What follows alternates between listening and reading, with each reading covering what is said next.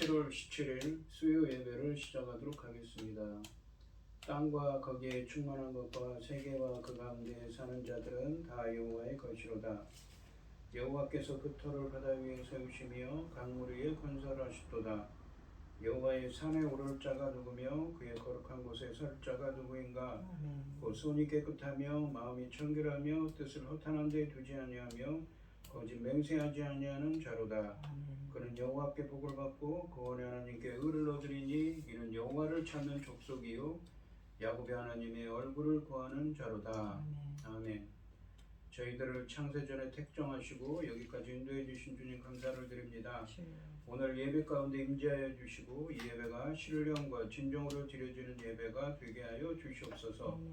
이 모든 말씀 거룩하신 예수님의 이름으로 기도드리옵나이다. 아멘. 사도신경 하심으로 신앙 고백하시겠습니다.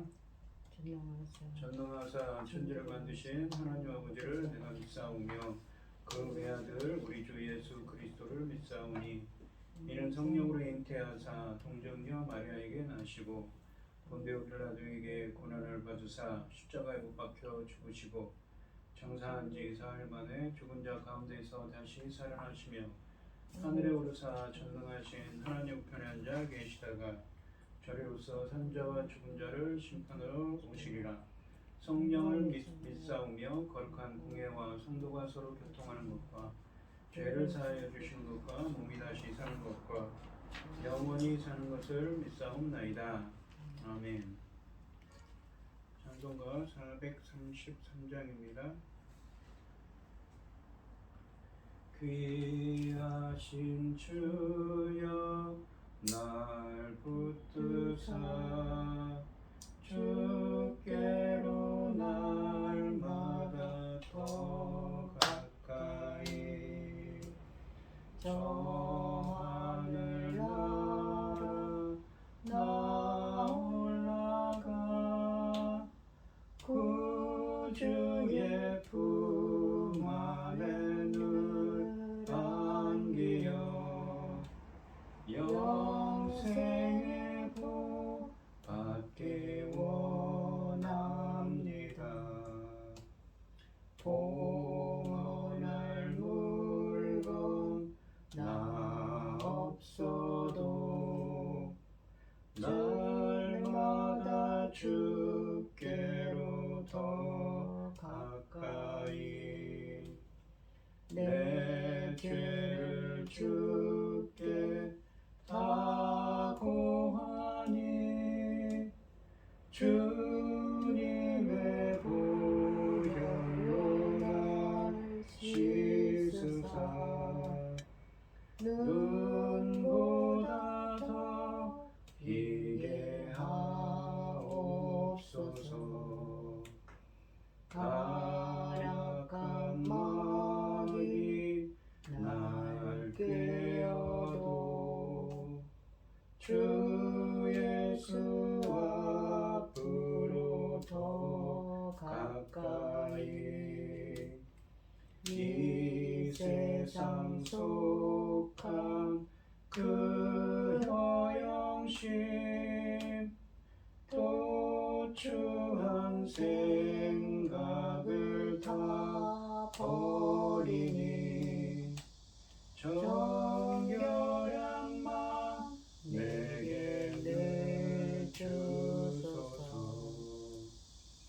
이 세상 내가 살 동안에 주께로 날마다 더 가까이 저 배는 천국 나 들어가 한없는 복락을 다 얻도록 풍성한 은혜를 주옵소서. 아멘. 오늘 함께 하실 하나님의 말씀은 이사야서 37장 21절로 38절까지 말씀입니다. 37장 22절로 21절부터 38절까지 말씀 제가 먼저 읽겠습니다. 아모스의 아들 이사야가 사람을 보내어 히스기야에게 이르되 이스라엘의 하나님 여호와께서 말씀하시되 네가 아스루의 사내립 왕의 일로 내게 기도하였도다 하시고 여호와께서 그에 대하여 이같이 이르시되 처녀 딸 시온이 너를 멸시하며 조소하였고 딸 예루살렘이 너를 향하여 머리를 흔들었느니라. 네가 회방하여 능욕한 것은 누구에게냐? 네가 누구를 높이며 눈을 높이 들어 향한 것은 누구에게냐? 곧 이스라엘의 거룩하신 이에게니라. 내가 네 종을 통해서 주를 회방하여 이르기를 내가 나의 허다한 병거를 거느리고 산들의 꼭대기에 올라가며 레바논 깊은 곳에 이르렀으니 높은 백향목과 아름다운 향나무를 베고 또 그 제일 높은 곳에 들어가 살찐 땅 수풀에 이를 것이며 내가 오늘을 파서 물을 마셨으니 내 발바닥으로 애굽의 모든 하수를 말리리라 하였도다. 네가 어찌하여 듣지 못하였느냐? 이 일들은 내가 태초부터 행한 바요 상고부터 정한 바로서 이제 내가 이를 이루어 내가 이루어 네가 견고한 성읍들을 헐어 돌무더기가 되게 하였노라. 그러므로 그 주민들이 힘이 약하여 놀라며 수치를 당하여 들의 풀같이 푸른 나물같이 지붕의 풀같이 자라지 못한 곡초같이 되었느니라. 네 거처와 네 출입과 네가 나를 거슬러 분노함을 내가 아노라. 네가 나를 거슬러 분노함과 내 오만함이 내 귀에 들렸으므로 내가 갈고리로 내 코를 꿰며 재갈을 내 입에 물려 너를 오던 길로 돌아가게 하리라 하셨나이다. 왕이여 이것이 왕에게 징조가 되리니 올해는 스스로 난 것을 먹을 것이요 둘째 해에도 또 거기에 난 것을 먹을 것이요 셋째 해에도 심고 거두며 포도나무를 심고 열매를 먹을 것이니이다.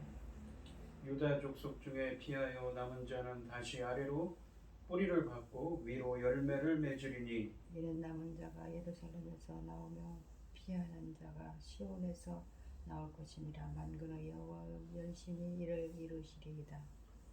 그러므로 여호와께서 아스루 왕에 대하여 이같이 이르시되 그가 이 성에 이르지 못하며 화살 하나도 이리로 쏘지 못하며 방패를 가지고 성에 가까이 오지도 못하며 흉벽을 쌓고 치지도 못할 것이요 그가 오던 길로 그 길로 돌아가고 그 성에 이르지 못하리라.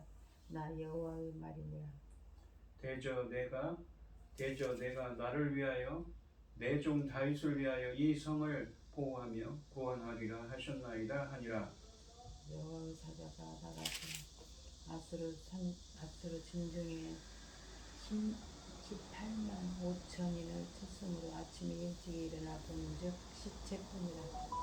이에 아스루의 사내립 왕이 떠나 돌아가서 니느웨에 거주하더니 자기 신 니스루그의 신전에서 경배할 때에 그 아들람 멜렉과 사레셀 그를 칼로 죽이고 아라랏 땅으로 도망하였으므로 그의 아들 에살 핫돈이 이어 왕이 되니라. 아멘. 아멘. 기도하겠습니다. 여호와의 영광을 우리에게 돌리지 마옵소서. 오직 주는 인자하시고 진실하심으로 주의 이름만 영광을 돌리소서. 어찌하여 먼 나라가 그들의 하나님이 이제 어디 있느냐 말하게 하리이까. 오직 우리 하나님은 하늘에 계셔서 원하시는 모든 것을 행하셨나이다. 그들의 우상들은 은과 금과 사람 손으로 만드는 것이라. 입이 있어도 말하지 못하며 눈이 있어도 보지 못하며 귀가 있어도 듣지 못하고 코가 있어도 냄새를 맡지 못하며 손이 있어도 그를 만지지 못하고 발이 있어도 그를 걷지 못하며 목구멍이 있어도 작은 소리도 내지 못하느니라. 아멘. 천지 만물을 지으신 전능하신 하나님 아버지, 어리석고 보잘것없는 저희를 자녀 삼으시고 아버지의 사랑 가운데 살아가게 하심을 참으로 감사드립니다. 세상은 온갖 일로 어지럽고 복잡하고 어수선함에도 이 시간 아버지께 예배드릴 수 있도록 인도하시니 참으로 감사드립니다. 아멘. 전능하신 하나님 아버지, 저희 나라 대한민국을 지켜주시옵소서. 전쟁으로부터 아버지 재난으로부터 지켜주시옵소서. 아버지 하나님 지금 보시고 계시지요. 듣고 계시지요. 전쟁 때문에 얼마나 많은 사람들이 울며 아버지 하나님 흩어지고 아버지 하나님 모든 일들이 엉망이 되어가고 있습니다. 전능하신 하나님 아버지 불쌍히 여겨 주시옵소서. 아버지 하나님 우리가 위로를 한들 위로가 되겠습니까? 아버지 하나님 전쟁을 이제 그만 마치도록 도와주시옵소서. 아멘. 전능하신 하나님 아버지 저희 나라 대한민국을 이 열매고들 이 중대한 시대의 제사장 나라로 세우셨습니다. 아버지 하나님 이 엄청난 사명 어찌 다 우리 힘으로 할 수 있겠습니까? 아버지께서 친히 역사하셔서 함께 하셔서 이 중대한 시대의 그 사명을 잘 감당할 수 있는 저희 나라가 되도록 도와주시옵기를 간절히 원하옵고 아버지 하나님 이 열매 거둘 시대에 당신이 사랑하는 종 열매 맺을 말씀을 들고 강단을 세우셨으니 참으로 감사드립니다.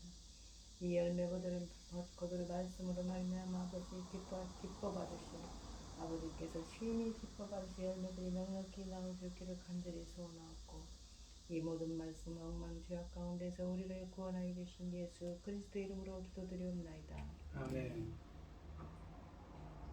오늘 본문 말씀의 제목은 이 여호와의 회신입니다.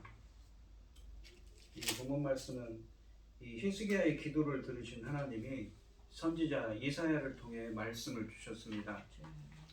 아스르 왕 사네립은 하나님이 적절한 방법으로 제거하실 것이니 걱정하지 말라는 내용이었습니다. 아스르는 하나님의 기적적인 개입으로 패망하고 오만한 사네립은 우상제단 앞에서 그의 두 아들들의 손을 통해 제거될 거라고 하십니다.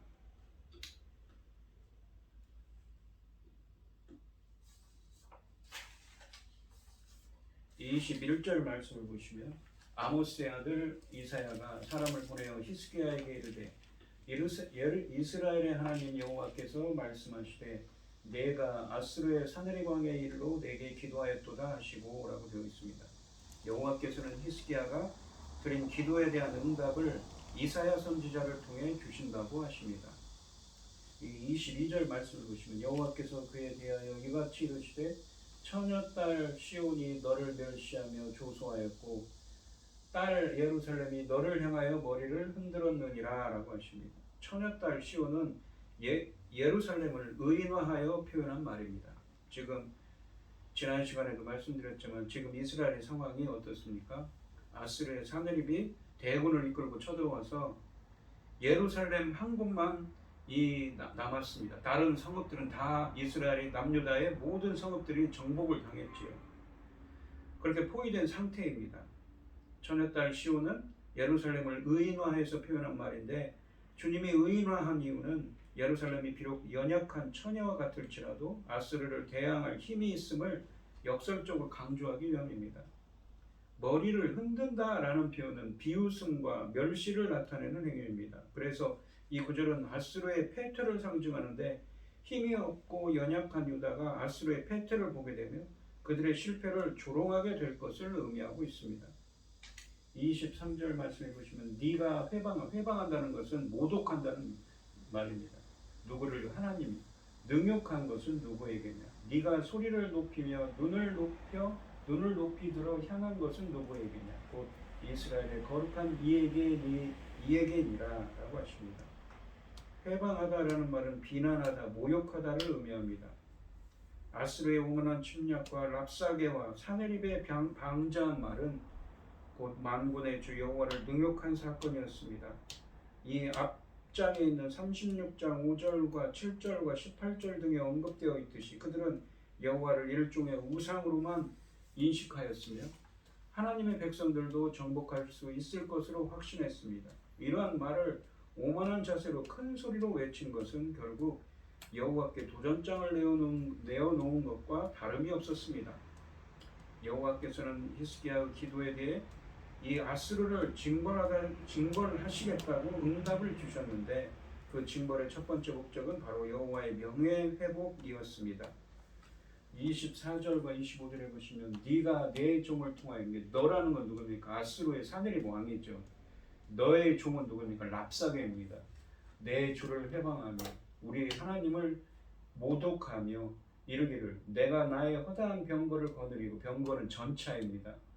산들의 꼭대기에 올라가며 레바논의 깊은 곳에 이르렀으니 높은 백향목과 아름다운 향나무를 베고 또 그 제일 높은 곳에 들어가 살진 땅의 숲에 이를 것이며 내가 우물을 파서 물을 마셨으니 내 발바닥으로 애굽의 모든 하수를 말리리라 하였더라. 그러니까 그 엄청난 군대를 이끌고 가서 이스라엘을 다 유린을 하는 거죠. 그리고 애굽, 이집트까지 정벌하겠다고 지금 했다라는 것이죠.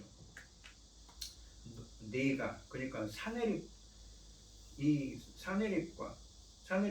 내 종 랍사게를 통해 주를 하나님을 회방하여 이르기를 모독하여 이르기를 허다한 병거를 거느리고 산들의 꼭대기에 올라가며라고 하시는데 병거는 아수르 군대에 있어서 가장 중요한 무기였으며 병거가 없이는 아무런 원정도 할 수 없었습니다. 병거를 타고 험준한 산과 계곡을 누비는 것은 그들의 용맹함을 과시하는 행동이었습니다.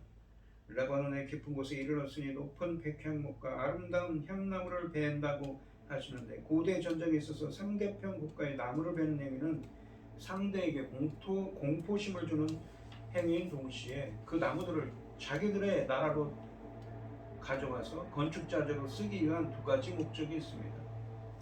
또 그 제일 높은 곳에 들어가 살찐 땅의 숲에 이를 것이며 내가 우물을 파서 물을 마셨으니 내 발바닥으로 애굽의 모든 하수를 말리리라 하였도다 라고 하십니다. 사느립은 자신의 권력과 군사력을 믿고 교만했습니다. 그는 수많은 나라를 정복하고 이집트까지도 초토화시키겠다고 자신합니다. 여기서 주님은 사느립의 방종과 교만을 지적하고 계십니다. 그러나 주님은 사느립에게 현실을 직시하라고 선언하고 계십니다. 바로 누가 그에게 자랑하는 군세를 주셨고 왜 주셨는가를 깨달으라는 것이지요. 26절 말씀해 보시면 네가 어찌하여 듣지 못하였느냐. 이 일을 들은 내가 태초부터 정한 바요. 상고부터 정한 바로서. 그러니까 태초부터 행한 바요. 상고 이게 먼 옛날부터 정한 바로서. 그러니까 지금 일어나는 일들이 하나님이 예정한 일이라는 것이죠. 아수르가 와서 이스라엘을 남유다를 침략하는 일이. 이제 내가 이루어 네가 견고한 성읍들을 헐어 돌무더기가 되게 하였노라. 하나님이 하신 일이라는 것입니다. 하나님이 태초부터 사느립을 유다를 징계하시는 데 쓰려고 준비해 두셨다고 말씀하십니다. 정한 바라는 말은 히브리어 원어로 미리 예정했다는 의미입니다. 아수르가 행한 일은 정말 큰 일들이기는 하지만 그것은 하나님의 계획과 예정 아래 된 일이었습니다. 즉 이사야서 10장 5절과 15절 말씀처럼 아수르의 군대와 사느립은 하나님의 손에서 허용되는 진노의 도끼나 톱과 몽둥이에 해당되는 것이었습니다. 주님은 이 모든 것이 하나님께서 처음부터 정하신 것이지 사느립 자신의 힘만으로 된 것이 아니라는 말씀을 하고 계신 것입니다. 그런데 27절부터 29절까지 말씀은 뭐라고 하시냐면 사느립이 그것도 모르고 스스로 교만해서 하나님께서는 그의 교만을 꺾으실 것이라고 하시는 내용입니다. 27절 말씀을 보시면 그러므로 그 주민들이 힘이 약하여 놀란 그 주민들은 누굽니까? 이스라엘 남유다의 주민들이죠. 수치를 당하여 들의 풀같이 푸른 나물같이 지붕의 풀같이 자라지 못한 곡조같이 되었느니라. 힘이 없어서 유린을 당했다는 것이죠. 아수르의 승리와 강성함은 그 자신의 힘이 강해서이기 때문이 아니고 상대편의 힘이 약했기 때문이라는 의미입니다. 28절 말씀을 보시면 너의 거처와 너의 출입과 네가 하는 출입이라는 말은 관용적인 표현인데 하는 일이지. 네가 나를 거슬러 분노함을 내가 하노라. 여호와께서 아수르 왕 사느립의 모든 행동과 생활을 감찰하셔서 낱낱이 알고 계신다는 의미입니다. 출입이라는 것은 사람이 행하는 일을 가리키는 히브리어의 관용적인 표현입니다. 또한 나를 거슬러 분노함이라는 표현은 랍사게를 보내 남유다를 이 협박하는 과정에서 여호와의 이름을 조롱하고 사느립 자신이 보낸 최후 통첩에서 여호와를 이르게 우상으로 묘사했던 사건을 일컫는 말입니다. 주님을 이 주님을 일개의 하나의 신으로 격화시켰지요. 이러한 사드립의 태도와 방주함은 비록 아스르와 유다를 징벌하는 막대기로 사용되었다 하더라도 지나치게 교만한 것이었으며 결국 여호와께서 보시기에 징벌을 받아야 마땅했던 것입니다. 29절 말씀을 보시면 네가 나를 거슬러 분노한가 내 오만함이 내 귀에 들렸으므로 내가 갈고리로 내 코를 꿰며 누구 코입니까? 아스르의 군대죠. 재갈을 내 입에 물려 코를 꿰고 재갈을 물리는 건 마치 말을 노새를 의미하는 것입니다. 지난 시간에 얘기했죠. 노새 같다. 이 말과 노새는 이 무엇입니까? 주인의 말을 잘 듣지 않죠. 그래서 곱비를 재고 재갈을 물리고 갈고리로 어떻습니까? 이 곱비를 만들어서 무엇입니까? 주인이 가려고 하는 방향으로 가도록 명령을 내리죠. 그렇게 하시겠다는 것입니다. 너를 오던 길로 돌아가게 하리라 하셨나이다. 그러니까 네 뜻을 이루지 못하고 하나님께서 다시 네가 오던 길로 다시 돌아가도록 너의 집으로 돌아가도록 하겠다는 것입니다. 그래서 주님은 사내립이 얼마나 치욕스러운 일을 당할지 적나라하게 묘사하고 계십니다. 갈고리로 코를 꿰며 재갈을 입에 물리듯이 본인의 의지와 상관없이 하나님이 끄시는 대로 따라가는 처량한 신세가 되어 본국으로 돌아가게 될 거라는 의미입니다. 역사는 하나님의 계획에 의해 움직여지는 것입니다. 그러므로 하나님의 계획을 의지하며 하나님을 높였어야 했던 사내립이 자신을 높이고 자신의 계획을 추구했기 때문에 결국은 패전을 하고 수치를 당하게 될 거라고 하십니다. 이 사내립의 교훈을 통해 하나님의 계획을 추구하며 하나님을 의지하는 것이 얼마나 중요한지 우리는 깨달을 수가 있습니다. 천지 만물을 주재하시는 분은 바로 하나님 한 분뿐이기 때문이지요. 30절 말씀을 보시면 왕이여 이것이 왕에게 징조가 되리니, 그러니까 이사야 선지자가 주님의 말씀, 하나님의 말씀을 전하는데 히스기야 왕에게 합니다.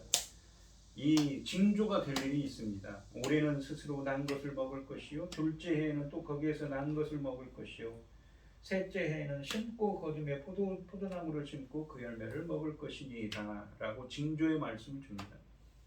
히스기야 왕에게 하나님이 선언하신 대로 일어날 것이라는 확신의 징표를 주고 계십니다. 아스르 군대는 결코 예루살렘을 함락시키지 못할 것을 말씀하십니다.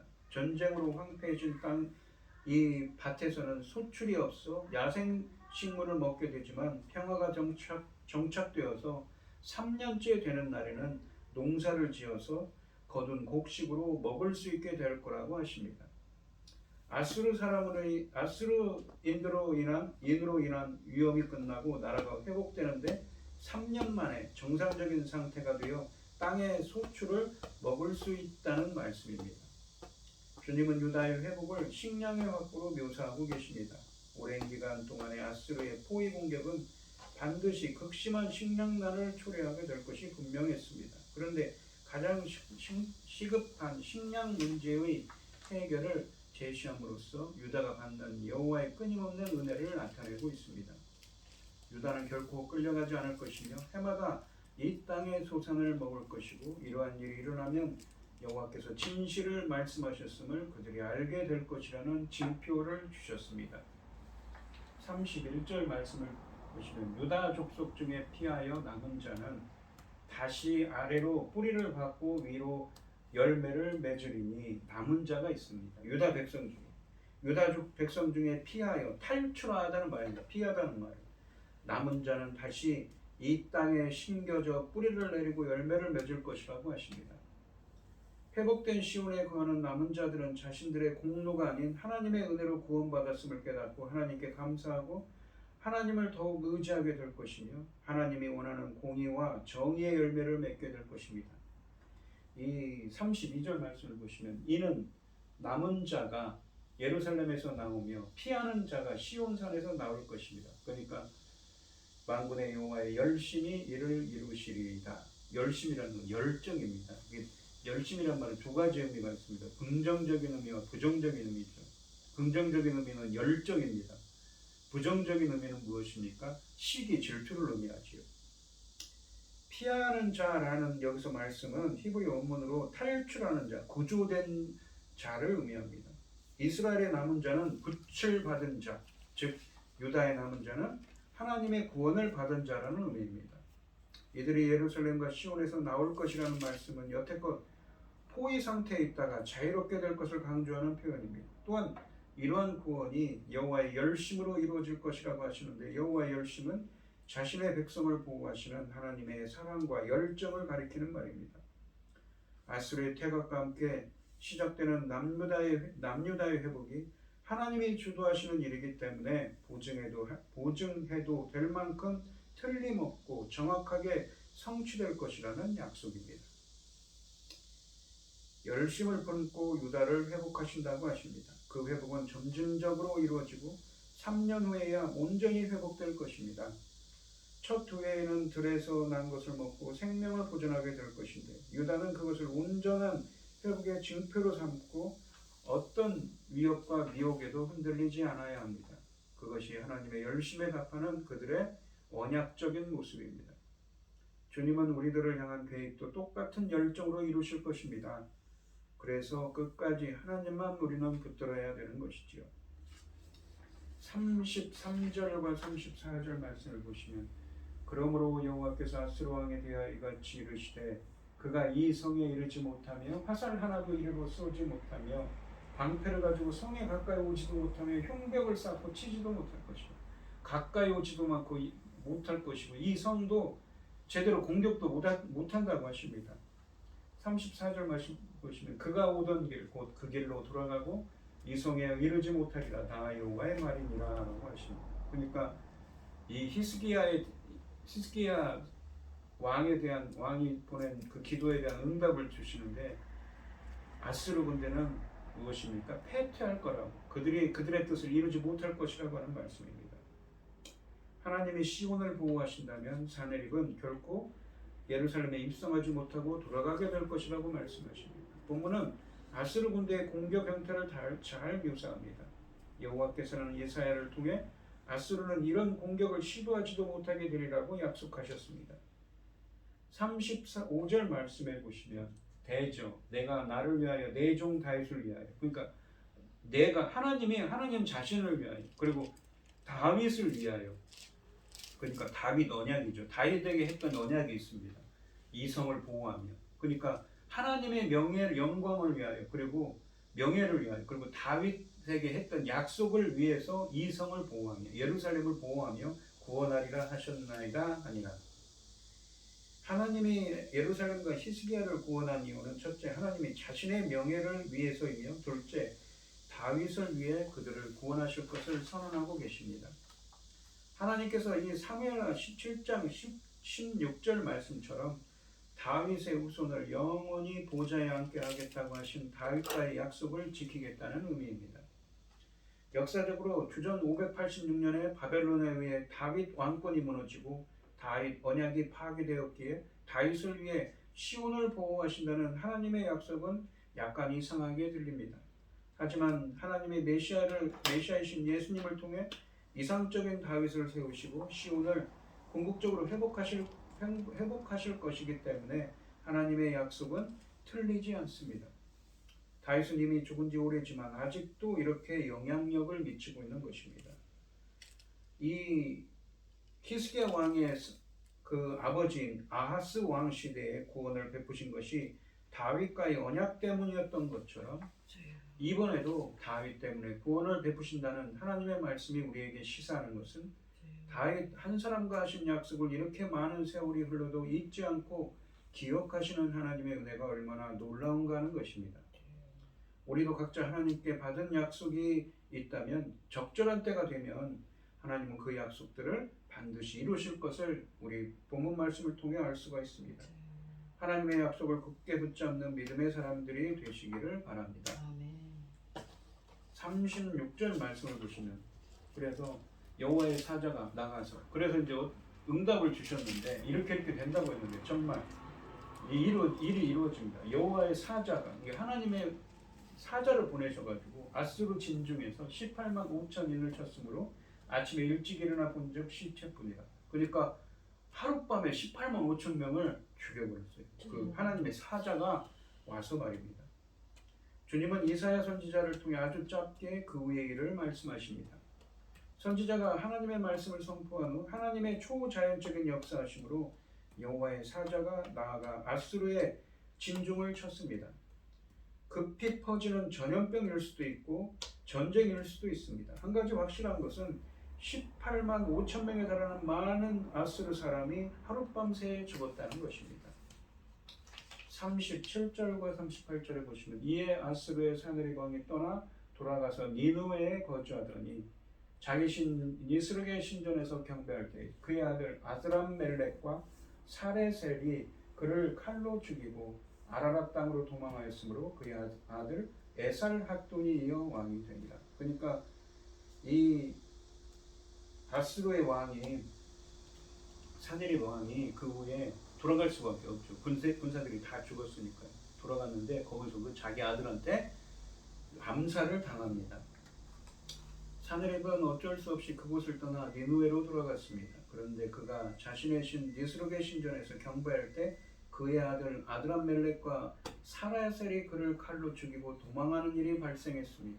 그리고 에살핫돈이 그의 뒤를 이어 왕이 되었다고 하십니다. 고대 근동의 역사 자료에 따르면 사네립은 예루살렘을 공략한 이후로도 20년을 더 통치했다고 합니다. 그러나 다시는 가나안 지역으로 진군하지 못했습니다. 아마도 이때 몹시 혼이 났기 때문이었을 것입니다. 주님이 앞으로 상당한 시간이 흐른 뒤에 일어날 일을 여기서 말씀하십니다. 이 사건의 일종의 결말을 주기 위함인 것이죠. 하지만 한 가지 흥미로운 것은 주님이 사네립의 종말에 짧은 많은 공간을 할애하지 않는다는 점입니다. 오늘날의 기준과 분위기로 볼 때 우리에게 이러한 일이 생겼다면 매우 자세하고 극적으로 상황을 묘사해서 하나님을 찬양하고 성도들을 이 권면하는 간증을 전개해 나갔을 것입니다.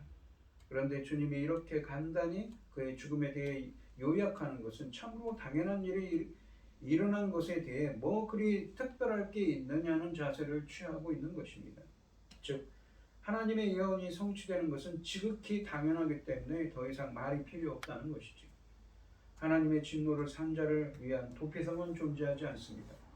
결국 이사야서 36장과 37장 말씀은 역사적 실증을 통해 하나님의 역사의 주인이심과 이사야를 통해 하신 예언이 정확히 성취되었음을 보여주고 있습니다. 이로써 이사야를 통해 주어진 하나님의 기도응답이 성취되었음을 우리는 알 수가 있습니다. 오늘 본문 말씀을 보시면 진정 역사는 하나님의 것입니다. 예언은 성취되었고 악인은 비참한 죽음을 당했습니다. 그리고 이 사실은 이 땅의 성도들이 과연 지금 무엇을 목도해야 하는가, 그리고 어떻게 살아가야 하는가, 또 무엇이 진정 강한 것이고 어떤 방법이 승리의 길인가를 분명하게 밝혀두고 계십니다. 인생이 아무리 지혜롭고 강해도 하나님이 눈을 가리시면 한 치 앞도 보장할 수가 없습니다.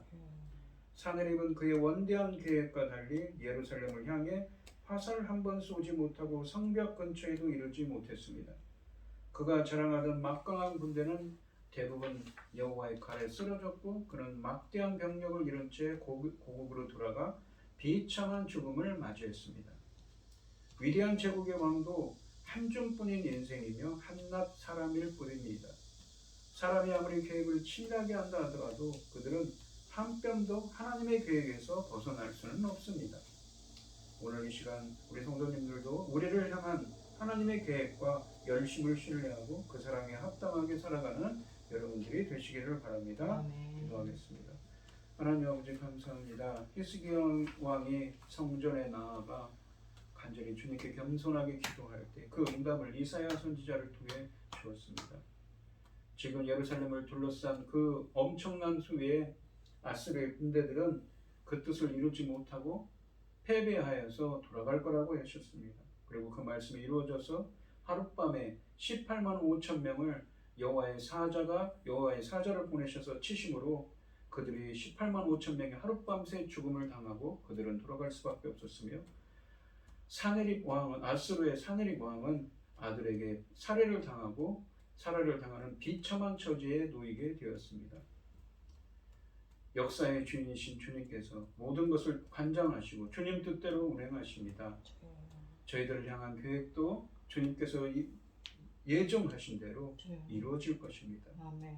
저희들은 오직 주님의 뜻과 그 주님의 인도하심에 순종해야 됩니다. 주여. 항상 주님의 뜻에 주님의 말씀에 순종하며 나아갈 수 있는 저희들이 되게 하여 주시옵소서. 아멘. 이 모든 말씀 거룩하신 예수님의 이름으로 기도드리옵나이다. 아멘. 아멘. 찬송가 585장입니다. 585장을 하시고 축도하심으로 오늘 예배를 마치겠습니다.